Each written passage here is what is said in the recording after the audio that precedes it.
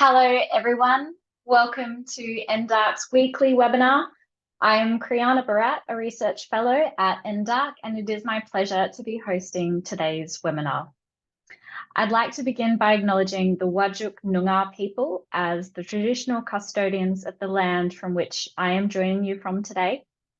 I would also like to acknowledge the traditional owners of country, noting that our speakers and audience are across the lands of Australia, and we pay our respects to elders past and present and extend that respect to all First Nations people present today.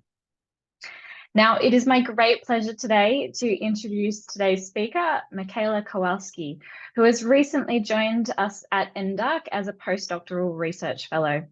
Her research interests include alcohol policy, cannabis policy, and harm reduction. She is also involved in a number of national and international collaborations, including the Drug Policy Modelling Program Network and the Global Cannabis Cultivation Research Consortium.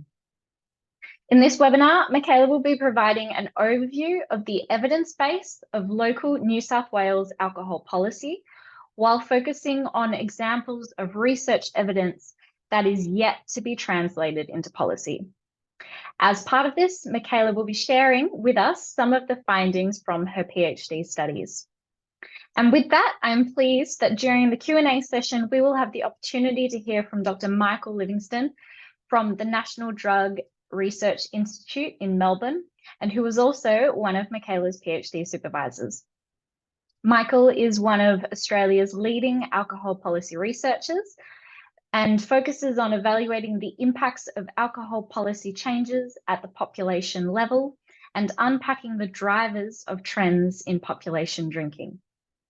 Michala and Michael will take questions from the audience after Michala's presentation. If you have any questions, please log them using the Q&A function at the bottom of your Zoom portal. And please use the Q&A function rather than the chat function. I will relay as many as I possibly can to the speakers at the end of the presentation. Without further delay, I'd like to introduce Michala, and I'll hand over to you.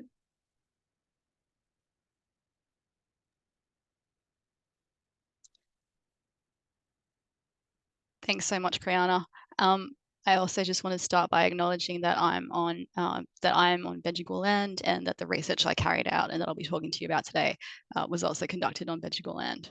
So, what does evidence-based alcohol policy actually look like? I'm just going to start with a little bit of housekeeping concept clarification, if you will, which is basically, what is evidence? There's a few, so the first thing that you can tell from this slide is that evidence is made. But there's a couple of schools of thought about exactly how you can make evidence. So the first school of thought would say that evidence is made, that information is made into evidence because it is intended to be evidence. So this is really about how the information came to be known and was assembled, it's purposive, and this would be familiar to people who come from public health, science-based backgrounds, medicine. This is kind of a way that people are used to thinking about evidence. You can get things like rankings based on quality, and methods are very important in this school of thought.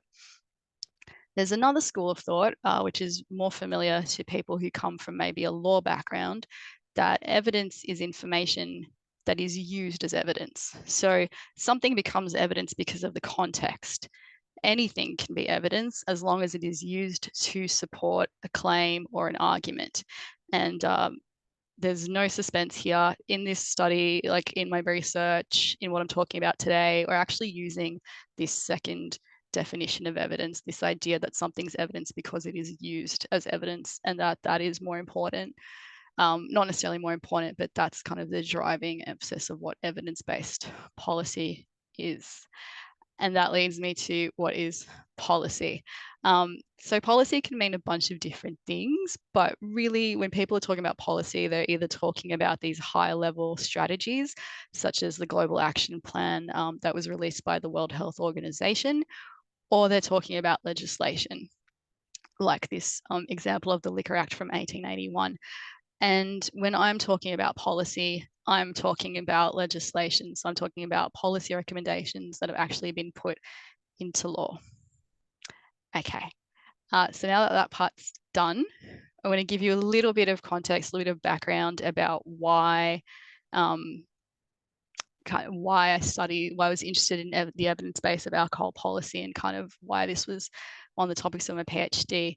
And for those who are not familiar, Sydney, which is the capital city of New South Wales, Sydney is home to a bustling and thriving entertainment precinct known as King's Cross, and there's a photo of it down there. And whilst it used to host many people who would come out to the Cross to drink and to go out, it was also the host of quite a bit of violence, public violence. And unfortunately, there was also some very public deaths that happened in the Cross around 2012 and 2014. In response to two very public cases of violence, the government introduced a slew of a package of legislation, and this included trading hour restrictions and kind of barriers of entry into certain precincts and certain nightclubs, and restrictions on timed entries. The response to this was generally positive in public health circles and law enforcement circles, and generally negative in the community of people who go out in the city and nightlife. The city's young people, basically. And it was also deeply unpopular with the hospitality industry and the alcohol industry. And there was a lot of political organising around alcohol policy in the state. And that included mass protests like the one that I've got up, and even the foundation of a political party in the state that ran for election. So that's kind of the context to keep in mind for the things that I'm talking about. Okay, I've got three parts to this talk, if you will. First, I'm going to talk a bit about the evidence base used in policy that I found. Then I want to talk about the policies themselves, and then I want to focus on kind of what gets left out of this evidence-based formulation. So the first study that I did about the evidence base, which is published in the Drug and Alcohol Review, in case anyone's interested and wants to go look up that paper, was really kind of focusing on the types of evidence used in policy making. Had three main research questions that were guiding this. First was which types of evidence are considered in alcohol policy making, and specifically looking at a policy making process for that. The second was when was evidence cited during the policy making process. Was kind of interested to know whether it was all throughout the process or perhaps only at the beginning. And the final question here was whether the different types of evidence provided, that we actually found different types of evidence, whether they were cited at the same rates during the policy-making process. The process that we studied was the Joint Select Committee on Sydney's Nighttime Economy. This ran in 2019, had vast participation, which we'll get to in a minute. And the committee had submissions, hearings, put out a report, and had a government response, and the recommendations were actually put into law already. So we'll get to that in a second. And just in case there was any confusion, I wanted to put up the definition of evidence that we worked with in this paper, which is that evidence means any and all information supplied in support of a claim, position, or argument. Okay, this is a bit of an overview of what was hopefully a classic content analysis. The first step was assembling the body of work. And that's what the body of work looked like.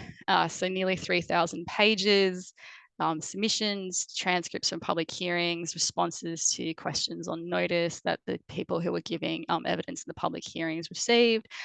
The committee also published extractions from 7 of them meetings. We've got the committee report and the government response. So these are really all the documents that the committee made public that had to do with their work. And that's what we analysed. The next step here was putting together a theoretically informed codebook to kind of engage in deductive coding of that data set. And this is the code book. It was when I say theoretically informed, what I did is pulled from from research that other people have done about kind of evidence in policy and types of evidence and types of knowledge that kind of are used in policy and that appeal to policymakers. So that was the starting point for the coding. Then I carried out a step that I call an iterative adaptation of the code book. So what that means is that while I was actually coding the data set, I found that a lot of codes didn't quite capture what I was seeing. So we refined the codes and I ended up with 31 codes, which is the framework that I'm talking about the types of evidence. It looks like this. So 31 types of evidence that kind of answer that question of evidence, as in these are the types of information that we use to support claims. Then classified these into 4 different categories, referring to them here as classes of evidence. And this is actually using that first kind of definition of evidence about looking at how something comes to be known. And that's the basis for this kind of category, if you will. So studied knowledge, for example, is something that should be familiar to people who do research, because that's the type of knowledge and information that is meant to answer a question that is assembled for the purpose of being evidence. Whereas shared knowledge is things that are kind of known for people who live in the culture, in society. That's common knowledge, that's law, public opinion. Practice knowledge is the types of information that we come to know because we practice a profession, we work in an industry. It's something that you will get to know because you do something. So I had practice knowledge of hospitality industry from years of waitressing during my undergrad, for example. And finally, the last class of evidence is person knowledge. That's the type of things that we know because we walk around and live as humans in the world. So things like living and lived experience would fall into that. So that is the adapted code book, and that's the framework of evidence. I then sent that and a sample of the data set to an external coder so that I could see if it made sense to someone else's brain beside myself, and calculated intercoder reliability in vivo. These were the results.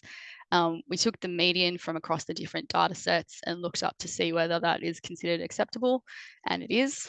So we ran with it, and then ran descriptive statistics of the coded data to kind of see and look at when evidence is used and which types of evidence are used and how that all played out. So when was evidence used? The answer to that is all throughout the committee's work. So the submissions are rife with it, and so was the report, and so was the government response. But when we look at this, and this is based on the class of evidence, you can see that if you look at the total kind of numbers, you'll see that practice knowledge and studied knowledge seem to be on like kind of even footing. But that's not actually the case when you look at it, the different phases of the committee's work.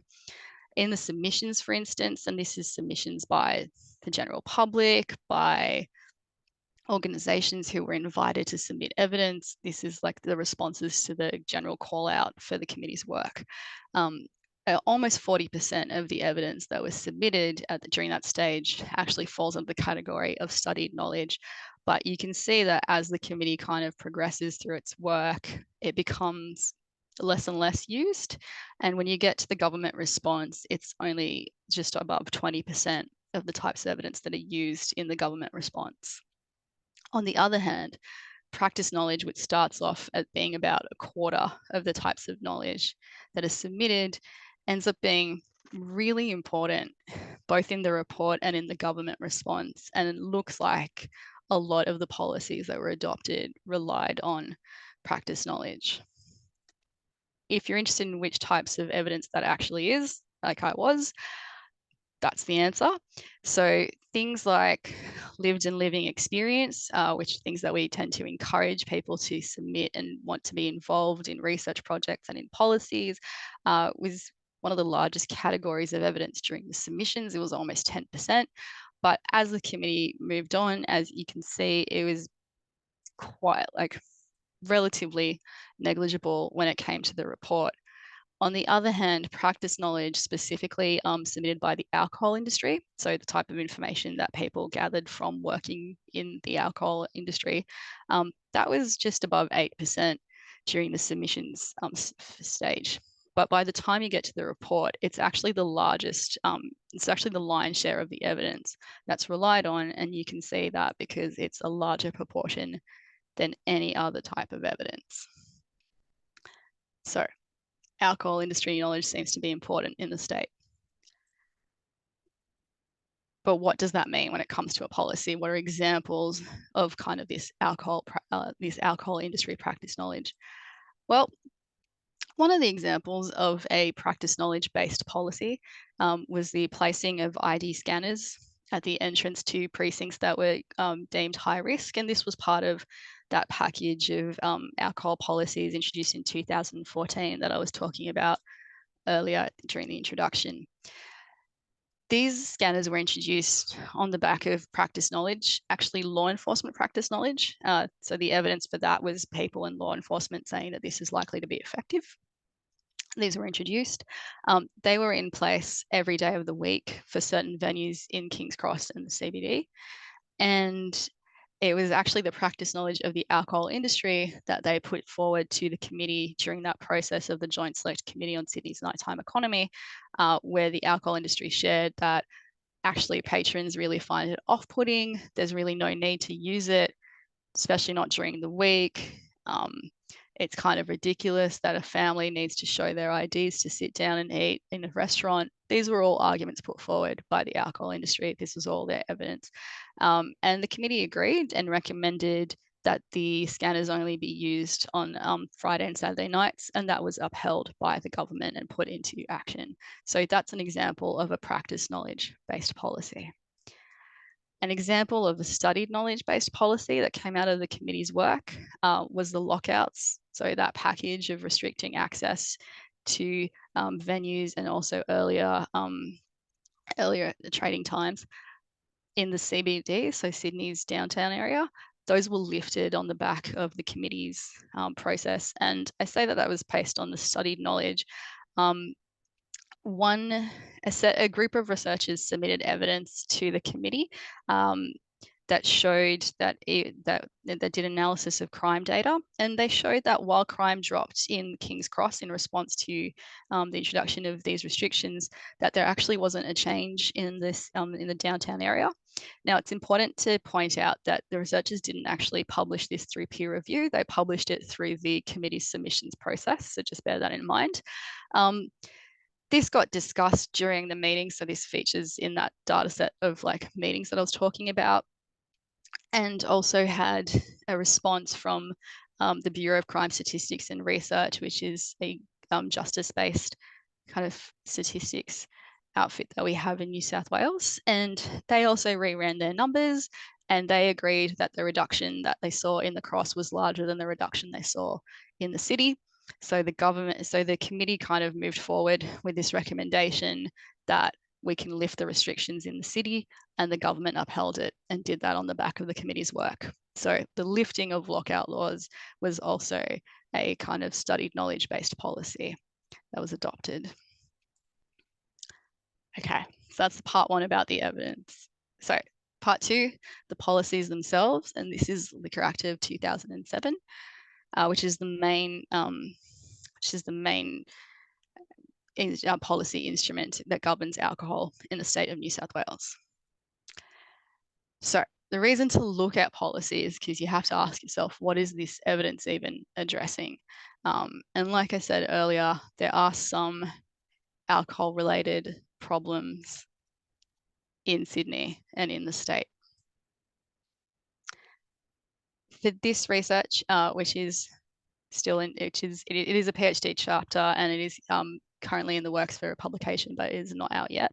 But happy to send that around when it is.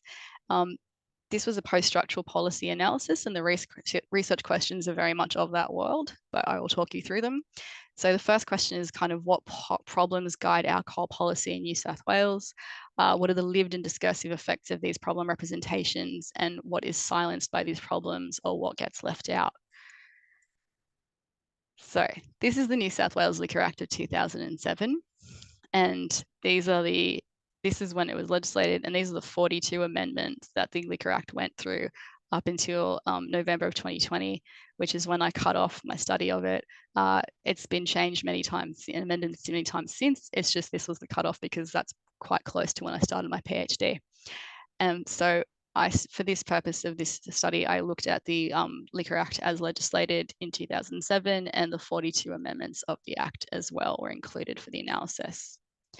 For the methods, I drew on Carol Backey, who's a sociologist, I believe from Adelaide. It's a framework for analysing policy. It's kind of, Backey is a Foucauldian sociologist, and she kind of broke down a Foucauldian analysis into a set of questions, and these guide a what's the problem represented to be analysis. So these are the questions, and the guidance that Backey puts out for how to kind of use this framework is you can pose, these are a series of questions that you can pose and ask while you're looking and reading through the policy. You can answer all of them, you can answer none of them and just be inspired, and you can answer a few. And I chose to talk about question 1 and 4 for this talk, but I also analysed in the paper that's forthcoming question 5. But what do these actually mean? So the first question is, what's the problem represented to be in a specific policy or policies?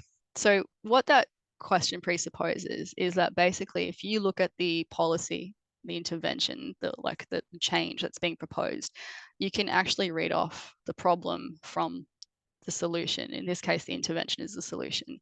So an example of that is if you have a policy that's proposing mandatory treatment, the problem that would be solving would be a problem of addiction, because that's what mandatory treatment addresses addiction that can't be treated otherwise. And then the following research question that kind of is connected to this is what is left unproblematic in this problem representation, which is asking, since you've presented your problem as addiction that can't be solved otherwise, what other ways to think about this problem of, let's say, addiction have you cut off? So you've probably cut off ideas that people can remit, that you can actually go through, that you can handle addiction in other ways besides mandatory treatment, for example. So this is the language of WPR, and hopefully that was clear.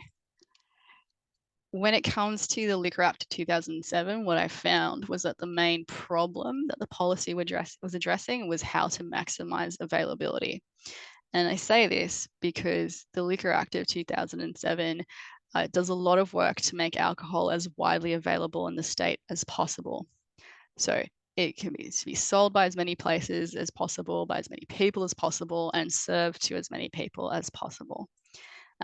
It's worth considering that alcohol is available to be purchased in the state for, I think it was something like 126 hours a week out of a possible 168 hours. So that's 75% of the time alcohol is available for purchase.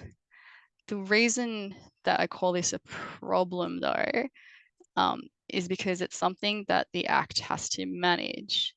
And it has to manage that because there is this resistance. There's this idea that there are things associated with the consumption of alcohol that we perhaps don't like.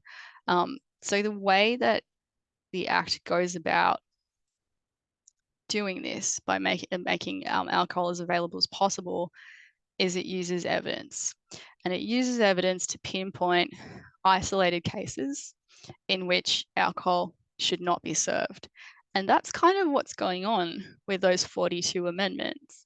Those amendments are usually about pinpointing cases in which we should restrict alcohol so that we can make sure that alcohol keeps flowing for those 126 hours out of the week. So this is an example of the way that evidence get used to do that, which was to identify hotspots. And that was using Boxar data about crime data to kind of identify that there was a concentration of alcohol-related violence in around the Sydney CBD, the downtown area, and the King's Cross. And that's where that lockout that I was talking about earlier was in place. So that's an example of using evidence to restrict alcohol in a specific case and continue making it widely available outside of that.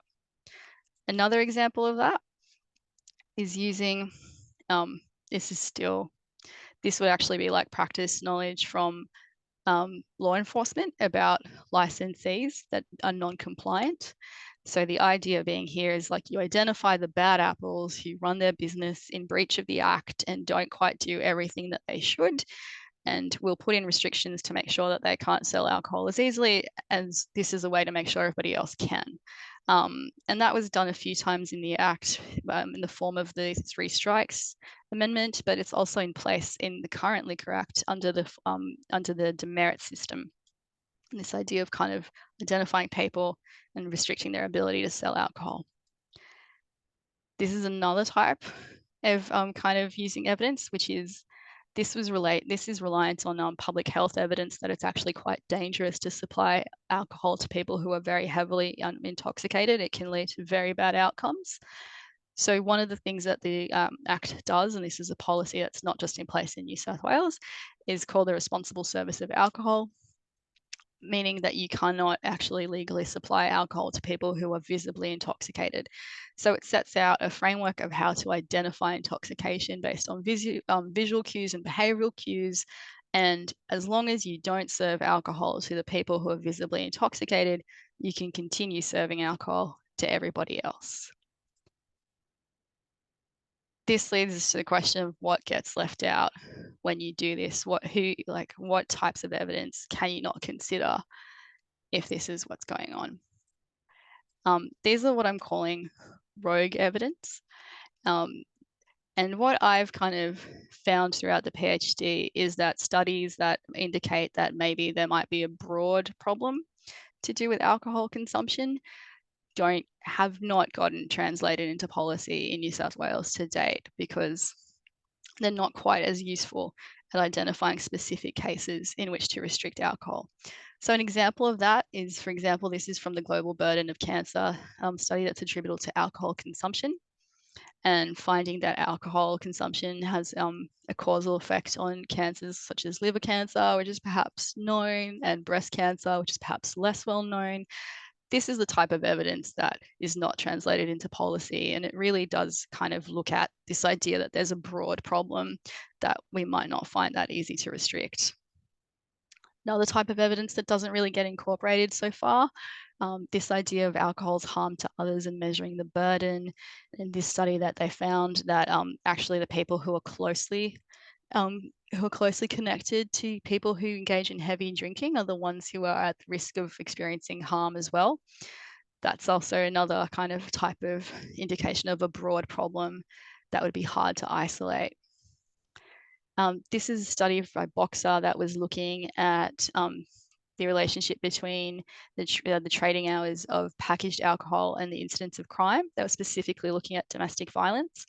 What they found was that when trading hours for packaged alcohol were restricted, that domestic violence rates fell.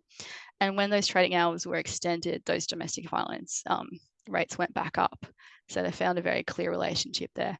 That's something that is kind of looking at, like, indicating a broad problem that's not that easy to isolate and deem exceptional. And that's not been translated into policy. And this is another example of that. This is actually from my own work, which is also part of the PhD and published in Addiction. If you want to go check it out, it's looking at the relationship between unlicensed alcohol outlets and the incidence of domestic violence. And what I found was that when they restricted the trading hours of unlicensed alcohol outlets in Newcastle, it had a protective effect on the incidence of domestic violence and reduced that by almost 30%. There's a bunch of control sites here, and you can see that when you don't restrict the trading hours, you don't get that result. That's another example of what I'm calling rogue evidence here, because it kind of looks to a broader problem than one that can be quite easily defined and isolated. So, what does all this mean? I don't have the answers to that. So I suggest you go and look to people like Keith Humphreys and Alison Ritter for looking at what we kind of do about how to get, if you think that research evidence should be the guide to what type of evidence informs policies, and how to move forward there. I definitely turn to them for kind of advice and thoughts about where we go from here. But what I hope you take away from this is this idea that evidence is more than one thing. And if we put ourselves in the shoes of policymakers, it's actually quite a hard decision, I think, that they're facing when they've got all these different types of evidence in front of them and they're not really sure how to choose from them and what to and where to go. And I look to people, again, like Alison and Alex Stevens, who argue that the way people kind of choose which evidence to go with and the formulations and the problems that they're trying to solve is actually from values, and that's kind of the key to all of this. Which is a good opportunity to thank Alison and Michael and Claire, who are my supervisors in my PhD. And I also want to thank the UNSW for the Sciencia Scholarship Scheme, which supported my work, the Drug Policy Modelling Program, and the Social Policy Research Centre. So that's it from me today. Thank you very much. And yeah, I think we're passing to Michael now. Thanks so much, Michala. I'll ask you to stop sharing your slides, please. And I'll also invite Michael, our panelist, to turn on his camera and microphone. Hi, Michael. Hello. Thank you so much for joining and welcome. Before we get into questions from the audience, just a reminder, please feel free to drop those in the Q&A box at the bottom. Michael, I wonder if you'd like to offer any reflections on the amazing work that Michala just presented. Thanks, Kriana. Thanks, Michala. And I mean, the first thing I want to reflect on is just what a great experience supervising Michala's PhD was. This is what she's presented here is not even the full range of work that's in the thesis. There's stuff on sociality, on underground, like nightlife. It's an incredibly diverse approach to this complex question of how we manage alcohol, especially in nighttime entertainment, kind of in the world of entertainment at night. And it just reflects to have a post-structuralist analysis of policy and a interrupted time series, control trial, pseudo trial in the same PhD is a pretty incredible achievement. So that's the main reflection, is just what a great body of work this is, and how thoughtful and challenging it is to the kind of simplistic ideas of alcohol policy that I think have an important place. I've been sitting through this talk and thinking a lot about the kind of WHO best buys and the sort of straightforward public health arguments around, we know what works. If you increase the price, if you reduce the trading hours, if you restrict promotions, will reduce the harms from alcohol. And that's undoubtedly true. But I think what Michala's work really reflects is how hard it is to make that work in the real world. That there's a whole range of competing evidences, and researchers and public health advocates have to kind of wrestle with the way science is not always the preeminent one, or that the outcomes around health are not always the ones that governments are seeking. And I think there's just so much to kind of think about in how we as public health professionals broadly, I guess, do our work, and how we think through how to package that work in a way that might be more impactful. I think there's something really fascinating in the first piece that Michala talked us through about the way evidence kind of disappears through the process, the way scientific evidence becomes less prominent through this process of hearings and reports and responses, and how do we do better in that kind of world? How do we? And I think Alison obviously is one of the best people, and values are like, the values of these processes are not neutral, and science is not the only kind of thing that should feed into it, but figuring out how science can better feed into it is one of the real things I take away from this work. I'm really interested. I'm not sure if I'm going to ask Michala questions or provide like insightful answers, but I have so many questions. I love this paper that's not published yet about the New South Wales Liquor Act being framed around increasing availability, or facilitating availability, I should say. And I wonder what an act would look like that was not doing that, that was trying to reduce harm or restrict availability. Because I think a lot of like Victorians think about New South Wales as being more restrictive and more nanny-statey in this kind of world than Melbourne's ever been. And it's almost in some ways in government here a point of pride that we're not, that we're more about opening up the industry and making it more vibrant. And I don't know that it's not how, if you think about New South Wales being more about facilitating availability, it's just a curious kind of disconnect. And I wonder what an alternative version looks like. And I'm curious if you have any opinions on that. And I remember when we first started this PhD, we talked, one of the things that I think disappears in terms of what gets left out when we're doing public health research, and I think one of the topics you started off being really interested in is like the community and the vibrancy, these things that industry use as kind of almost fake arguments, but are not fake concepts in these settings, like the idea of pleasure and vibrancy and culture. I mean, I'm thinking about this especially because the zoo in Brisbane has just announced it's closing down, a live music venue that I spent many years at as a young person, and they're closing down because people aren't drinking enough. And the idea that alcohol is so central to our nightlife, I think, poses real challenges about how we build regulations that both reduce harm and facilitate, culture and community. And maybe we have to transform the centrality of alcohol to things like live music, but that's another conversation. So I'm just, they're my kind of rambly reflections. I'll see if Michala can bring some coherence to my thoughts. Oh, Michael. Sorry. No, there's nothing to be sorry about. Okay. There's two separate questions in there. I'm gonna do the policy that's not about maximizing availability first and say that, it was really during that process of doing that WPR and thinking it through of like, what do these questions mean? What does this policy mean? To even come to the realization that actually New South Wales does a lot of work to make alcohol really available, because you've got all these amendments that seem to be about restricting alcohol, but it takes like looking at them kind of a broad view to go like, they're actually about restricting alcohol in really isolated small cases for really small numbers of people in small isolated places. So actually alcohol is really available, and it takes kind of a moment of stepping back to realize that.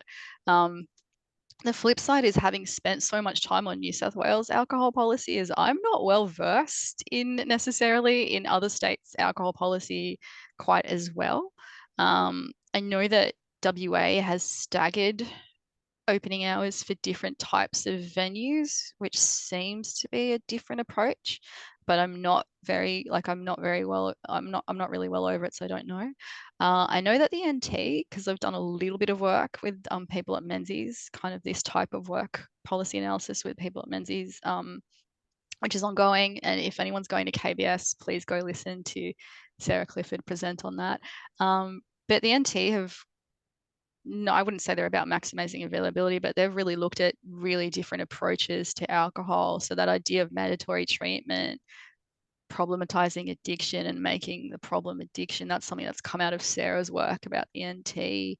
And it's quite an interesting piece of work. So I suggest people go look at that. So I haven't answered your question at all. I guess as you're talking, I've been thinking about the question myself and thinking about Sweden and the countries with monopoly systems, which are actually government. I mean, the way in some ways is to remove the industry from the equation, I suppose, and run the whole retail alcohol system as a harm reduction kind of with an agenda around reducing harm, which is what, at least in terms of off-premise trading, the Nordic countries try and do with their alcohol monopolies. They definitely try.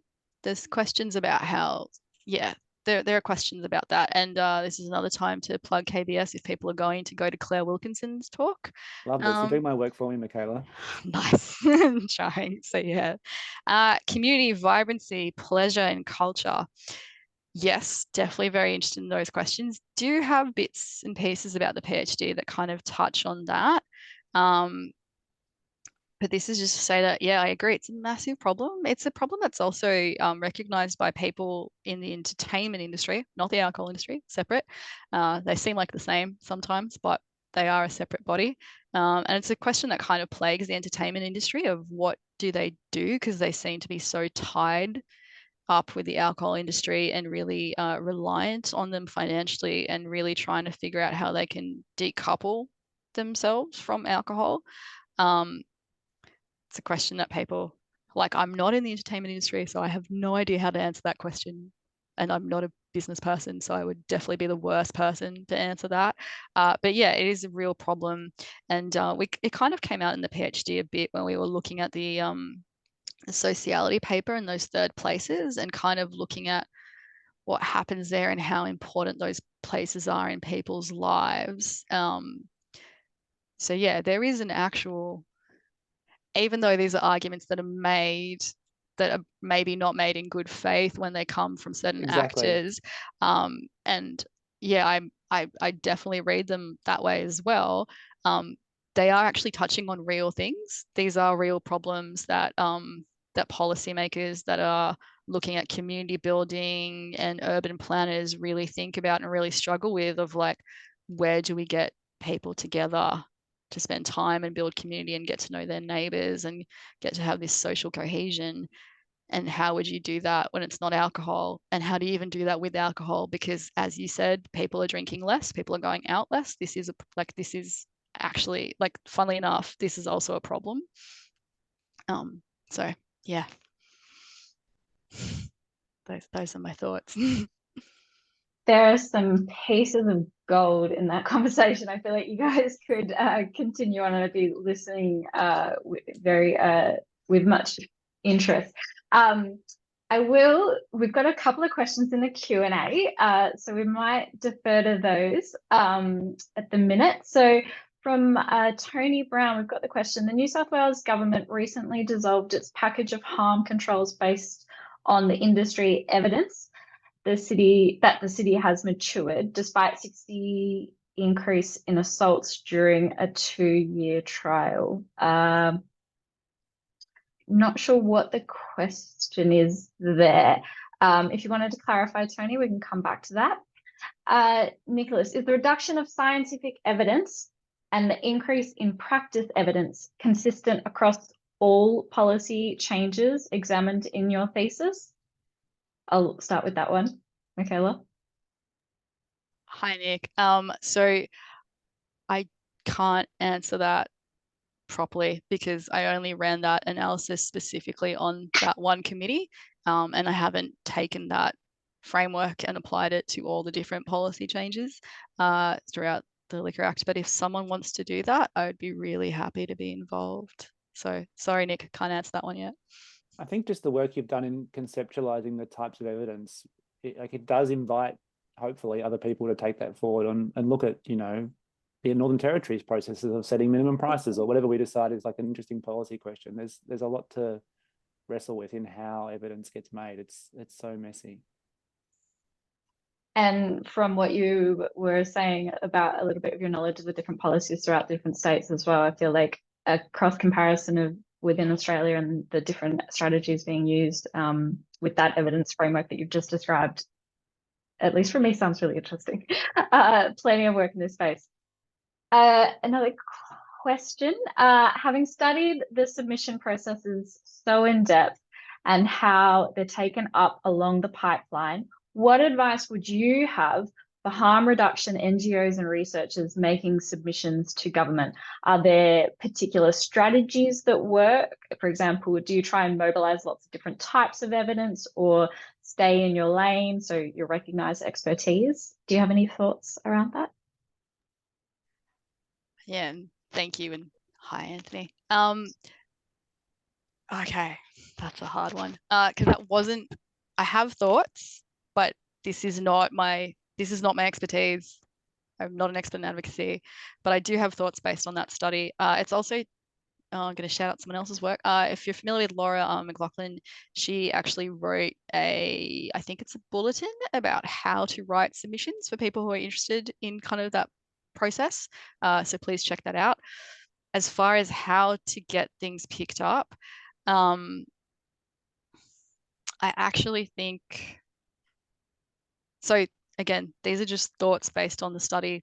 Please take that with a grain of salt. I think it's really, really important that you answer the questions that you were asked, that you actually can answer. So I've given a different talk about this, but I think there was a real thing going on. I think, okay, this is a very messy answer. Time is really important in policy, and what I mean is if we look at the Joint Select Committee on Sydney's nighttime economy, they were asking in 2019 about Sydney's nighttime economy of 2019. They were asking what has brought us to this point in time and what do we need to continue doing? And a lot of people were talking about 2014. And a lot of people were talking about 2000. Like it was really, you kind of, I think that even though these things are retrospective, there's long histories and you can write that, I think what's really, really important is you actually address the points that the committee puts out. And yes, one of my takeaways was that government really lacks practice knowledge. That is consistent with other people's findings about the idea that that evidence that is pertinent to the specific place that they're asking about is the one that they're interested in. So if you have local evidence, that's really good. If you have practice evidence, like practice knowledge, I think that would be good. I think that's one of the implications of the study. But yeah, I'm really happy. I really want to hear what Michael thinks about this. Yeah, I mean, you've almost said what I was going to say in that last section. My experience, I spent a lot of time over the years in liquor licensing hearings, presenting scientific evidence about, why a Dan Murphy shouldn't open in Cranbourne or whatever, and losing repeatedly. And the rare instances where those objections have been successful, it's really been about the scientific evidence being a kind of bedrock, but having the community-specific evidence. So the NT, the big Dan Murphys in Darwin is the kind of pin-up story of a success in this space, and that had really incredible local organising from Indigenous health organisations, from local communities, providing that kind of other kind of evidence about the potential impacts. It isn't going to come out of a journal article I published in Melbourne on Dan Murphys down here or whatever. Like I think you need the scientific evidence for sure, but it's not going to be enough in many cases on its own without this kind of practice knowledge or local knowledge kind of feeding in. It's really striking to me in so many of my experiences that's where these things have fallen over, and not having something really concrete from the local public or NGOs or community members who have like concrete feelings about what like the scientists are seen as kind of not enough. I think that this work really brings that forth in another way. It's really important. Thanks for those insights. Kind of on a related topic. So from your findings, do you have any recommendations about how policy formation in this area could be done better? So you were mentioning about sort of that the community input is being really critical to providing some sort of local grounding for policies, but anything beyond that, or anything that in future commissions that they could try to zero in on a little bit more? I think one thing that I think about when I see this work presented again is the idea that we don't even always agree on outcomes of what we're hoping policy to achieve. Like, is it to reduce violence? Is it to balance violence against business success or community wants? And I think being clear about that kind of comes back to what Michala said about making sure you're addressing the question that's being asked, being clear about what the outcomes that are being sought are, which is a values decision. I think that's how we can help make sure our efforts best feed into them. But the process, how we make the process better, I mean, that's politics and democracy, and that's a bigger question than my capacity. Not a game that we want to be, a pool that we want to be diving into right now. Michala, applause for your presentation in the Q&A. There's a question around the graph showing the imbalance in evidence types. What do you think causes the industry's end majority? Is it lobbying? Is it related to the sort of the core aim of the policy, i.e. maximizing availability, or something else? Yeah, good question. I don't know, and seeing as how this is a talk based on evidence, hopefully, that I collected for my PhD, I do want to kind of try and stay in the realm of what I can actually say, as opposed to what I might think, which are different things. But what I can say here is that this idea that practice knowledge of an industry that's being regulated being used and being important to the policymakers isn't just isolated to alcohol. So there's a whole body of research that I found that was kind of looking at how important who participates in these kind of policy-making processes and how that happens. And it's an international body of evidence. If you look at like the US, they call it rulemaking because they've got a whole different system to us. But like in parliamentary processes, it's committees. In the US, it's rulemaking. But these are all committee processes and they're part of democratic policymaking. So there is some transparency in how they work. And those committees and inquiries and rulemaking committees tend to invite industry, the industry that they're regulating, they invite that industry to participate. They will be on the list, they will be notified that something's going on, and they definitely seek the industry that they're regulating's input. So that evidence being important is not surprising from that perspective. And they're quite organized industry. Yes. Like they're ready to respond. They've got the Yep. submissions and the professional people to it's their main, there are people employed to do it in a way that researchers don't always think of it as their main gig. 100%. So yeah, sometimes they'll literally be the only people in the room. In this case, the committee that we were looking at specifically, if that wasn't clear, that committee got flooded by people. Like they got a lot of submissions. There was a lot of interest.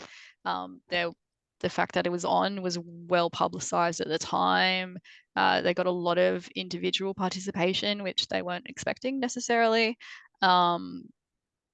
And you can read that in the minutes. So that's actually on the record. That's not me pontificating. They had a lot of buy-in and they didn't quite know what to do with it. There was a lot for them. So seeing that it still kind of prevailed, I think is in line with what happens in the regulation of businesses.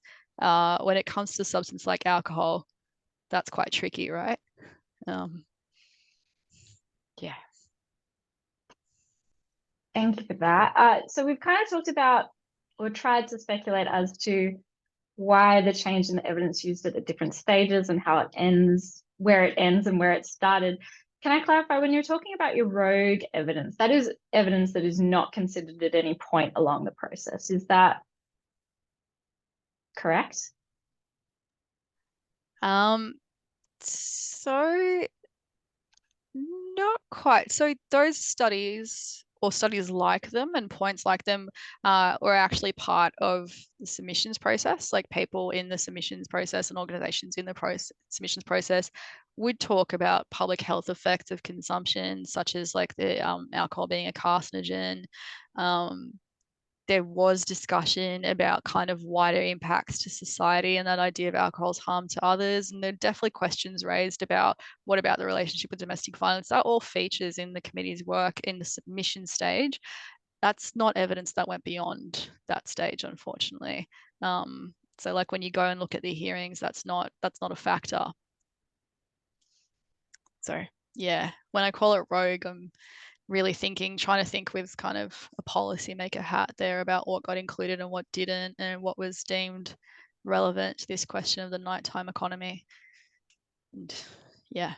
No, I appreciate that clarification. Thank you. Got just a couple of minutes left, so I might work through a few more of the questions. Thank you again, Tony. A number of the committee members had previously publicly expressed their preference to remove the Sydney laws before the hearings commenced. Assuming you were aware of this, was this an issue or of consideration for your research? Thanks, Tony, and hi, Tony. Yes, I'm aware of that. No, it's not a part of it because this was really focused on the documents that are in the public domain.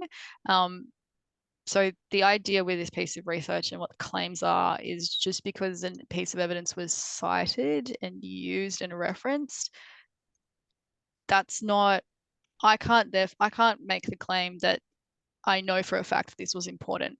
Like and it's in the paper that I don't know when they came to these conclusions. I don't know when these things happened. Just because there are phases, it doesn't necessarily mean that it's linear. Like the workings of committees are really, they are democratic and they put documents in the public domain, but the workings of these committees are very opaque. Like, who is invited? How do they decide who to invite to hearings? Why is it only organizations that are invited to give evidence in hearings and not individuals? How come there are people and organizations that gave evidence in hearings that didn't actually make submissions? Like, how does that happen?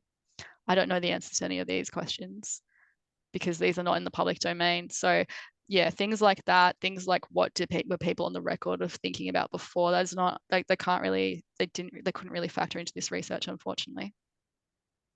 Really great points to make, and that addresses a couple of other questions around sort of like how are these committees formulated, other terms of reference, that kind of thing. So thank you for that.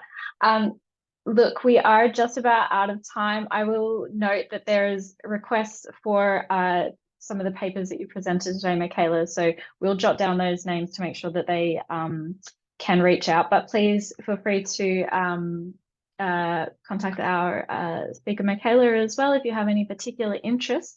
But we will have to leave it there. Thank you both so much for the interesting and informative discussion. I certainly learnt a lot, and it sounds like the audience did as well. So thank you both for your time.